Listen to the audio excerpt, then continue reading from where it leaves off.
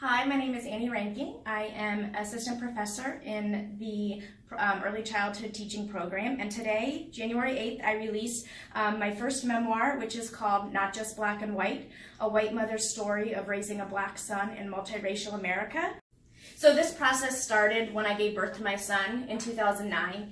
And I started writing blog posts about my own experiences. And I realized that those blog posts reached a wider audience and that I had a lot more stories to tell. So through some of my own research, I started to interview people in my family to realize their experiences. And then within the past couple of years, I realized that my voice needed to be heard, and my voice was a voice of many parents in America today. And so I cold called some publishers, and one really started to mentor me, which was a great experience, and I stayed with that publisher.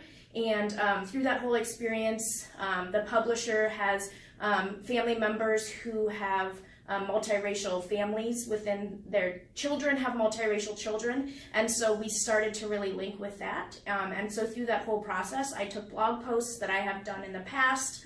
Part of it, I also lived in Kenya for a while, so a lot of those blog posts I brought in through some of my experiences, and it's just my evolution of experience race as a young adult and then also as a mother.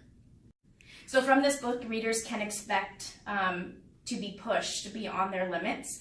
One of my main goals is to bring in topics and questions that make everyone think and make everyone reach outside of their comfort zones, because I feel like when you get to that edge of comfort, that when you start to get into the discomfort is where you start to learn. So regardless of your race, regardless of your family, this book is intended to really make you think. And it also is very vulnerable. I put a lot of things in here that sometimes people advise me not to about my own personal life, but I feel like as a mother, as a researcher, as someone who is living in this world today, that it is something that many people can relate to.